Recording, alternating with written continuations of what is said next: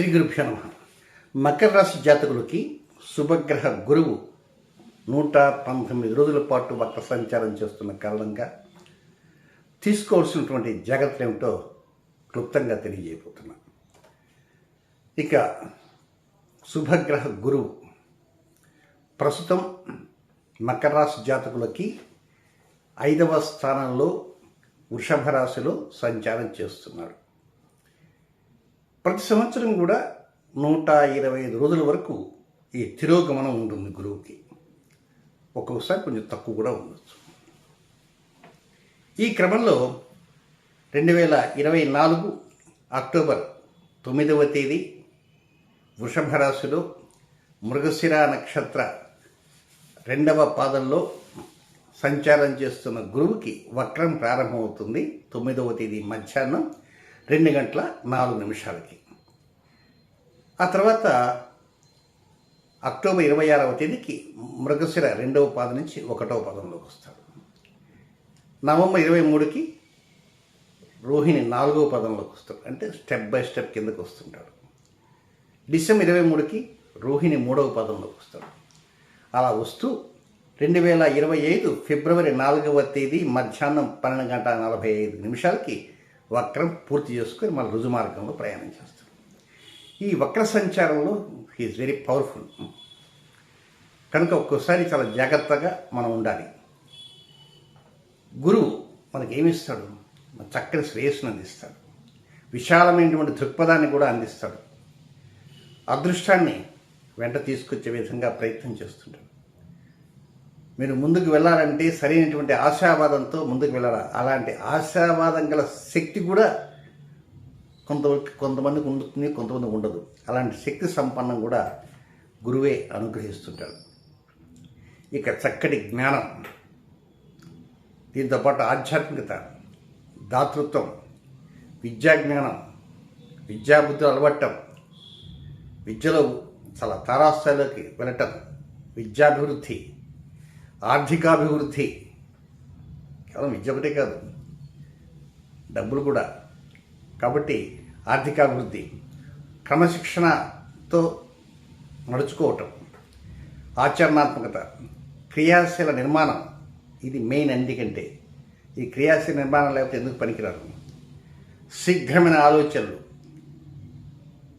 ప్రతి వారికి ఆలోచనలు ఉంటాయి, కానీ చాలా షార్ప్గా ఉంటారు ఆలోచనలు. ఎదుటివారు ఊహించే లోపలే వీరు ఊహించేసి ఆన్సర్స్ ఏమిటి తెలుసుకునేటువంటి శక్తి సంపన్నం, శీఘ్ర ఆలోచనలు, బహుముఖ ప్రజ్ఞా పాఠవాలు, సంస్కృతి సంప్రదాయాలు, ఇంకా వ్యక్తిగతంగా డెవలప్మెంట్ కానీ, వ్యక్తిగతంగా లబ్ధినివ్వటం కానీ, వ్యక్తిగత సామర్థ్యాలు, ఇవన్నీ కూడా శుభగ్రహ గురువు వల్ల మనకు సంప్రాప్తిస్తుంటాయి. అలాంటి శుభగ్రహ గురువు మకర రాశి జాతకులకి 5వ స్థానంలో వక్రంలోకి వచ్చాడు. కనుక మొదటి జాగ్రత్త ఏమిటంటే, మీ ఆలోచనలు ఉంటాయి, మీ ప్రయత్నాలు ఉంటాయి. మీ ప్రయత్నాల ప్రకారం మీరు అమలు చేస్తుంటారు. మీ ఆలోచనల ప్రకారం ప్రతి కార్యాన్ని అమలు చేస్తుంటారు, అనుసరిస్తుంటారు. ఫలితాలు వస్తే అనుభవిస్తారు, ఫలితాలు రాకపోతే నోట్లో వేలేసుకుంటారు. కానీ ఈ 119 రోజుల్లో మీరు చేసేటువంటి ప్రయత్నాలు కానీ, మీరు చేసే ఆలోచన కానీ ఒక్కోసారి అవి ముందుకు పోకుండా బ్రేక్స్ పడుతుంటాయి. ఆ విధంగా బ్రేక్ పడిన కారణంగా లబ్ధి రావటం కష్టం. ప్రధాన కారణం ఏమిటి అంటే, మీరు కొంచెం దూకుడుగా ప్రయత్నం చేస్తుంటారు. అంటే ప్రయత్నం చేయవచ్చు, కానీ నెమ్మదిగా, slow and steady wins the race, నిదానమే ప్రధానము. ఇలాంటి నిదానమే ప్రధానం కాకుండా ఇప్పటికి ఆలోచన వచ్చేస్తుందా, వెంటనే బజార్కి వెళ్తారు, డబ్బులు పెట్టేస్తారు, ఏదో కొనేస్తారు, ప్రారంభం చేస్తారు, అంటారు. కానీ దానికి ఆలోచన చేయాలి. ఈ సక్సెస్ కాగలమా లేదా, ఒకవేళ మీకు డౌట్ ఉంటే మరొకటి అడగటం, ఇవేం లేకుండా అంతే దూకుడుగా ప్రయత్నం చేస్తారు. ఇలాంటి దూకుడుగా చేసే నిర్ణయాలు, దూకుడుగా చేసే ప్రయత్నాలు చాలా అధికంగా ఉంటాయి కనుక అవన్నీ మొదటికే మోసం వస్తాయి. కాబట్టి మనకు మొదటి జాగ్రత్త ఏం తెలుస్తుంటే, దూకుడు ఉండకూడదు, దూకుడిని అరికట్టుకోవాలి. ప్రతిదీ నిదానమే ప్రధానంగా తీసుకోవాలి తప్ప ఎంత త్వరగా సాధించాలనేటువంటి తపన ఉండకూడదు. దూకుడిని పక్కన పెట్టేయాలి. నెక్స్ట్ సెకండ్ పాయింట్ ఏంటంటే, మీరు మహా కష్టపడగల వ్యక్తులే, శ్రద్ధగా పనిచేయగలరు. ఒక కార్యక్రమం మీకు ఇస్తే ఆ కార్యక్రమం మీద మీ బహుముఖ ప్రజ్ఞాపాఠములను చూపిస్తూ, ఆ కార్యక్రమంలో ఉన్నటువంటి లోతుపాతులను గమనిస్తూ, దాని మీద ఉత్సాహం చూపుతూ, ఆ కార్యభారాన్ని మోస్తూ ముందుకు తీసుకుని వెళ్తారు. అలాంటి సిద్ధహస్తులే మీరు, నో డౌట్ ఎట్ ఆల్. కానీ ఒక కార్యక్రమాన్ని మొదలు పెడితే ఇందాకది ఏమిటి, హడావుడి వద్దన్న. ఇప్పుడు ఈ పాయింట్ ఏంటంటే, ఒక కార్యక్రమం మొదలు పెడితే కానీ ఎక్కడో తేడా కొట్టేస్తున్నది. అరే ఎక్కడో తేడా కొట్టింది. అంతా కరెక్ట్గానే చాలా లోతుగా ఆలోచించాను, ఎక్కడ హడావుడి పడలేదు. 10 మందిని అడిగాను, వాళ్ళంతా ఓకే అన్నారు. నేను కార్యక్రమం మొదలుపెట్టాను, కానీ పని ఆగిపోయింది. ఎక్కడ ఆగిపోయింది? మధ్యలో ఆగిపోయింది. ఇది ఏమిటిది? ఏదో కర్మ పట్టినట్టుందే. దాన్ని అప్పుడేదో సర్దుకుందాం అనుకుంటే అప్పటికే చేజారిపోతుంది. జరగవలసిన నష్టం అంతా డ్యామేజ్ జరిగిపోతుంది, నష్టం వచ్చేస్తుంది. కనుక ఈ నష్టం అనేది తర్వాత తెలుసుకుంటారు. అరే పర్టికులర్ చోట మనం జాగ్రత్త తీసుకోలేదు, అందువల్ల ఆ జాగ్రత్త తీసుకోకుండా ఉన్న కారణంగా నష్టం వచ్చింది అనుకుంటారు.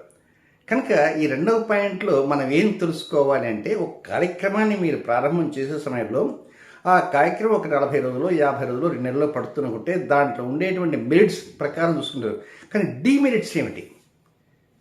ఫర్ ఎగ్జాంపుల్ మార్కెటింగ్ ఉంది, ఈ మార్కెట్గా అమ్మేయచ్చు కదా అనుకుంటారు. కానీ ఒక్కోసారి మార్కెట్లోకి పోతే అది కష్టం.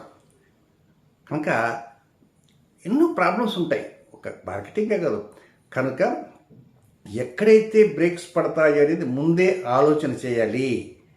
కనుక మనకు నష్టం ఏ కోణంలో వస్తుంది, నష్టం ఎక్కడొస్తుంది, ఎక్కడ వర్క్ అవుతుంది, ఎక్కడ ఎలాంటి సందర్భాల్లో కొంత పనిచేసేటువంటి కార్మికులు ఇబ్బంది పెడతారా ఏమిటనేది ఆయా కోణంలో ముందు ఆలోచించాలి. అదే రెండవ జాగ్రత్త.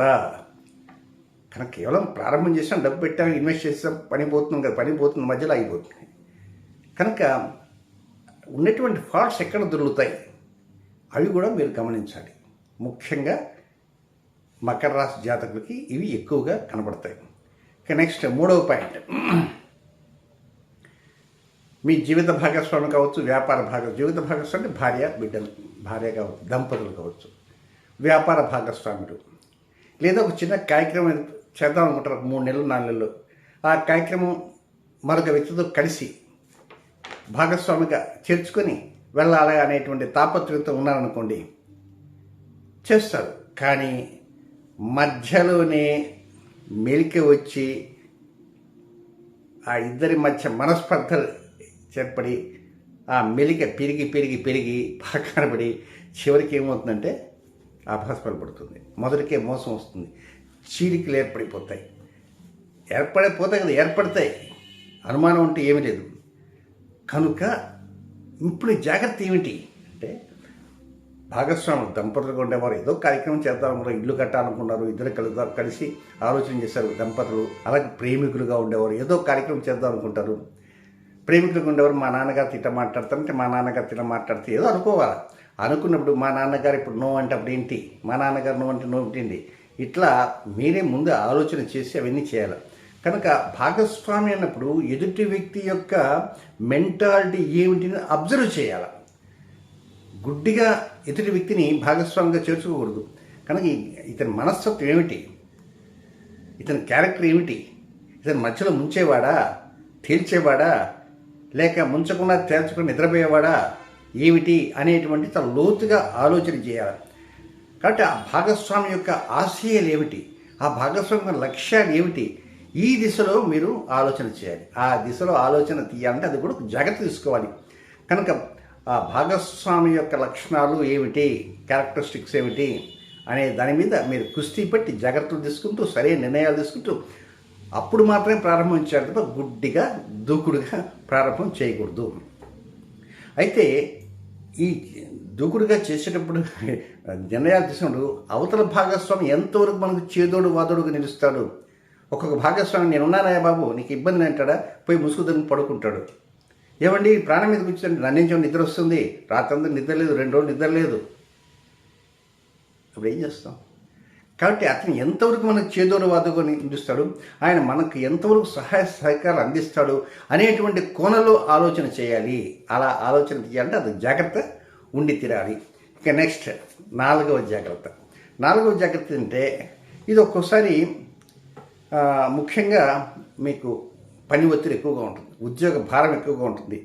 దీనివల్ల ఏమవుతుందంటే కొన్నిసార్లు ఈ ఉద్యోగ భారం వలన మీ ఇంట్లో బిడ్డలతోటి సరైన సమయం వెచ్చించలేకపోతారు, భార్యతో ఎక్కువ సమయం వెచ్చించలేకపోతారు, కార్యభారం పెరిగిపోతుంటుంది, నిద్ర లేకుండా ఆఫీస్కి వెళ్ళాల్సి వస్తుంది, రాత్రికి వచ్చేటికి 8, 9 అవుతుంది, రాగానే అలసి సొలిసిపోతారు. అప్పుడు ఒకసారి చిన్నపిల్లలు నిద్రపోయి ఉంటారు, వాళ్ళకి జస్ట్ ముద్దాడటానికి టైం ఉండదు, ఏదో ఆదివారం వచ్చిందనుకో మళ్ళా కార్యక్రమం. కనుక ఈ కార్యభారం వలన, ఈ ఒత్తిడి వలన ఒక్కొక్కసారి ఏం చేస్తారంటే మీరు కొంత సమయాన్ని భార్య బిడ్డల కోసం కేటాయించలేకపోతారు. ఎక్కువ భాగాలు జరుగుతున్నాయి ఈ మధ్యకాలంలో. పని ఒత్తిడి, టెన్షన్స్, ఇక ఇతర ఆలోచనలు ఏవో ఉంటుంటాయి, రకరకాల అలవాట్లు ఉంటాయి. ఈ అలవాట్ల వల్ల పొద్దుపోయి వస్తారు. కనుక సరైన సమయం కేటాయించిన కారణంగా కూడా దంపతుల మధ్య ఘర్షణలు పెరగవచ్చు. ఒక్కోసారి శ్రీమతి కావచ్చు, శ్రీవాసు కావచ్చు, ఒక సరైనటువంటి సమయం కేటాయించలేకపోతే బాధపడి దానివల్ల ఒక్కోసారి సంసారాలు కూడా కుప్పకూలేటువంటి అవకాశాలు ఉంటాయి. కనుక మీకు 100 పనులు ఉన్నాయండి, కొంత సమయం కూడా కేటాయించాలి. ఇది కూడా ఒక జాగ్రత్తగా తీసుకోవడానికి ప్రయత్నం చేయండి. సరే, మొత్తం 119 రోజుల పాటు జరుగుతుంది కనుక దీనికైనా పరిహారం ముందు జాగ్రత్తలు తీసుకోవాలి. జాగ్రత్తలు తీసుకుంటే మీ మనసు అంగీకరించాలి. మీ మనసు అంగీకరించాలంటే మనసు కోతి, ఆ కోతిని కట్టేయాలి. ఆ కోతిని కట్టేయాలంటే ఒక్కోసారి కుదరదు, కానీ మన పాటికి మనం ప్రయత్నాలు చేస్తూ చిన్నపాటి పరిహారం ఒకటి తెలియజేస్తాను. అదేంటంటే ఆ పరిహారం అక్టోబర్ 9వ తేదీ దగ్గర నుంచి నెక్స్ట్ ఇయర్ ఫిబ్రవరి 4వ తేదీ వరకు 119 రోజుల పాటు ప్రతి గురువారం ఒక వైట్ కర్చీఫ్, తలతలాడే మెరుపు, తెల్లటి తెలుపు ఉండేటువంటి ఒక వైట్ కర్చీఫ్, వారం కొత్తది అక్కర్లే, నేను ఏదో తలతలాడే తెలుపు, కండ్లు మినుగుట్లు కురిపి మెరుపు, మల్లెపూల మెరుపు అంటున్నాను, ఏదో సోప్ అడ్వర్టైజ్మెంట్ ఇది, అది గుర్తొచ్చి అన్న. కనుక మంచి తెల్లగా ఉండేటువంటి తీసుకుని దాన్ని ఆ గురువారం పూట తరచుగా చూస్తుండండి. అట్లా ముఖం తుడుచుకోనండి, ఏదైనా చేతికి తడియింది అనుకోండి తుడిచండి. అన్నప్పుడు ఆ మొత్తం కచ్చి ఇప్పదీసి అలా తుడుచుకుంటారు. ఆ తుడిచినప్పుడు ఆ కచ్చి వైపు చూస్తుంటారు. ఆ కచ్చి తెలుపు రంగులో ఉంటుంది. మీ రాశికి అధిపతి శనికి అంతర్గత శత్రువు చంద్రుడు. ఆ చంద్రుడే మనఃకారకుడు. చూసారా ఎంత లోపలికి వెళ్తున్నామను. కనుక ఆ మనఃకారకున్నటువంటి చంద్రుడు ఒక్కోసారి ఈ గురువుని పడగొడతాడు, ఈ శని పడగొడతాడు. అసలే మీ రాశి అధిపతి శని ఆయన వక్రంలో ఉన్నాడు. కానీ ఇలాంటి స్థితిలో ఒక వైట్ కర్చీఫ్ని ప్రతి గురువారం కూడా యూజ్ చేయండి.